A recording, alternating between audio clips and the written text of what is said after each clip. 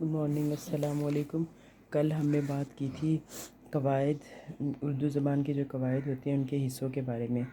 آج ہم جو ہے نا اس کے دوسرے حصہ صرف کی بات کریں گے۔ حصہ صرف جو ہے حروف اور حروف تہجی اور مرکب حروف، مفرد حروف کے بارے میں ہے۔ حصہ صرف جو ہے اردو کا بہت امپورٹنٹ حصہ ہے۔ اس کے بغیر اردو زبان کو لکھنا اور سمجھنا مشکل ہے۔ حصہ صرف میں حروف ہوتے ہیں۔ حروف آوازوں کو ظاہر کرنے اور لکھنے کے لیے جو نشانات لگائے جاتے ہیں نا، اسے حروف کہتے ہیں۔ مثلاً الف ب پ ت ٹ ث ای وغیرہ، ان میں سے ہر ایک علامت ایک حرف ہے۔ حرف کی جمع حروف ہے، یعنی آوازوں کو ہم جن علامتوں سے ظاہر کرتے ہیں نا وہ حروف کہلاتے ہیں۔ اور ہر زبان میں جیسے حروف ہوتے ہیں اسی طرح اردو زبان میں بھی حروف ہیں۔ جیسے کہ ہم اس کو یوں بھی سمجھ سکتے ہیں کہ جیسے انگلش کے ABCD والے حروف ہیں، A to Z تک جو ورڈز ہیں ان کو ہم اردو میں حروف کہتے ہیں۔ اسی طرح الف ب پ ت ٹ ث یہ اردو کے حروف ہیں۔ اسی طرح عربی زبان میں بھی حروف ہیں، یعنی ہر زبان کو لکھنے کے لیے جو علامتیں استعمال ہوتی ہیں ان کو ہم حروف کہتے ہیں، اور ان کی تعداد ہر زبان میں مختلف ہوتی ہے۔ اردو کے جو حروف تہجی ہیں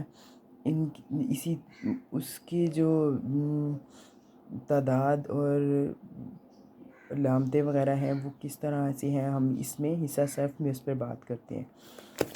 حروف تہجی ہر زبان کے لیے اپنے حروف ہوتے ہیں جن کے ذریعے ہجے کیے جاتے ہیں، انہیں حروف تہجی کہتے ہیں۔ یعنی جب ہم لفظوں کو جوڑتے ہیں نا، لفظ بناتے ہیں تو انہی حروف کی مدد سے بناتے ہیں، اور ان کو جب پڑھتے ہیں تو بھی انہی علامتوں کو جب الگ الگ پڑھے ہیں ان حروف کو تو انہیں ہم ہجے کہتے ہیں، یعنی ان ہجوں کو جوڑنے سے لفظ بنتے ہیں۔ اردو زبان کے حروف تہجی دو طرح کے ہیں، مفرد حروف تہجی اور مرکب حروف تہجی، یعنی یہ دو حصے اس طرح۔ تو آج ہم نا ان حروف تہجی اور مرکب حروف جو ہے نا، مفرد حروف اور مرکب حروف جو ہیں ان کے بارے میں جانیں گے، ان کو سمجھیں گے، تب ہی ہم جو ہے نا الفاظ اور جملے بنا سکیں گے۔ جیسے حروف تہجی، اب نیچے دیے گئے جو مفرد حروف تہجی ہیں نا ان کی تعداد 37 ہے، یعنی ان کو ہم مفرد حروف اس لیے کہتے ہیں کہ یہ ایک ایک ہے، جیسے الف ب پ ت ٹ ث آپ کو نا یہ تک سارے نظر آ رہے ہیں، یہ ایک ایک ہیں اس لیے ان کو ہم کہتے ہیں مفرد حروف۔ مفرد کا مطلب اکیلا ہوتا ہے، منفرد ہوتا ہے، ایک ہوتا ہے، تو جو الف سے یہ تک ہیں یہ سارے کہلاتے ہیں مفرد حروف۔ اسی طرح آ جائیں پھر مرکب حروف کی طرف۔ اب دیکھتے ہیں مرکب حروف کون سے ہیں۔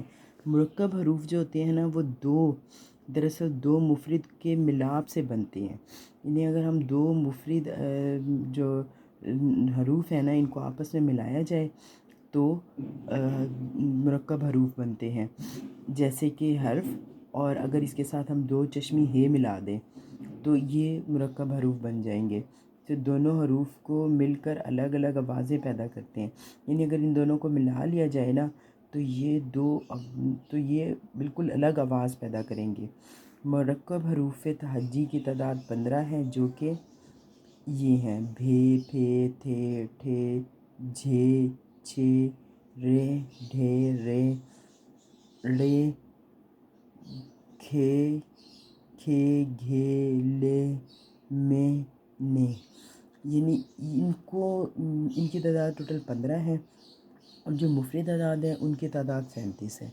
تو ان دونوں کو اگر دونوں مفرد اور مرکب حروف تہجی کی تعداد کو ملایا جائے تو یہ 52 ہو جاتی ہے، یعنی اردو کے جو ٹوٹل حروف تہجی ہیں نا وہ 52 ہیں، اور انہی کی مدد سے الفاظ، لفظ، جملے، اسم، حروف، اسم، فعل، حرف، یعنی ہر اردو کی بیسک جو ہے وہ یہ حروف ہیں۔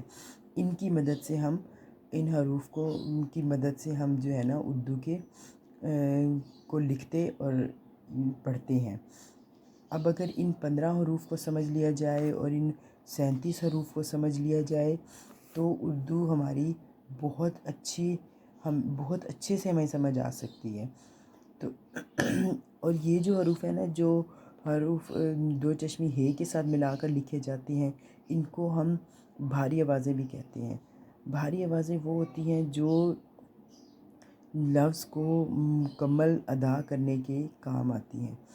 جیسے کہ ہم کچھ لفظ ہوتے ہیں ان کے ساتھ ہمیں دو چشمی ہے لگا کر، جیسے کہ لفظ بنانا ہوتا ہے تھا بنانے کے لیے ہم کیا کریں گے، تے اور ہے کو جو ہے دو چشمی ہے کو ملائیں گے، ان کو ملانے سے بھاری آواز پیدا ہوگی تھا، اور اگر اس کے ساتھ الف جوڑ دیں تو تھا بن جائے گا۔ اسی طرح اور بہت سارے لفظ ہیں جن کو بنانے کے لیے ہمیں بھاری آوازوں کی ضرورت پڑتی ہے۔ تو اردو کے جو حروف ہیں یا لفظ یا جملے جو بھی کچھ بنانا ہوتا ہے وہ ہم مفرد اور مرکب حروف کو آپس میں ملا کے بناتے ہیں۔ امید ہے کہ آپ کو آج کی ویڈیو پسند آئی ہوگی، اور اگر پسند آ جائے تو اسے لائک اور شیئر ضرور کیجیے گا، اور میرے چینل کو سبسکرائب کر دیجیے گا۔ اوکے، اللہ حافظ۔ اب ملتے ہیں نیکسٹ ویڈیو میں۔